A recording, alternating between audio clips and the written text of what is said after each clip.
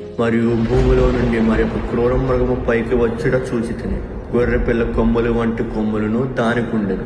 అది ఘట సర్పం వలె మాటలాడుచుండెను.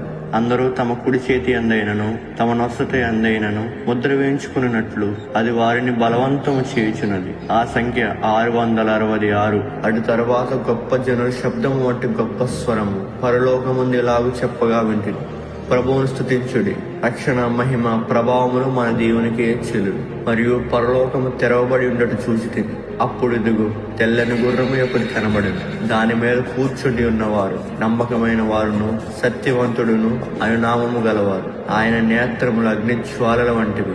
ఆయన శిరస్సు మీద అనేక కిరీటములుండెను. రక్తములో ముంచబడిన వస్త్రము ఆయన ధరించుకొని ఉండెను. జనములను కొట్టుటకై ఆయన నోటి నుండి వాడిగల ఖడ్గము బయలువెళ్ళుచున్నది. రాజులకు రాజును ప్రభువులకు ప్రభువును అనునామము ఆయన వస్త్రము మీదను వ్రాయబడి ఉన్నది.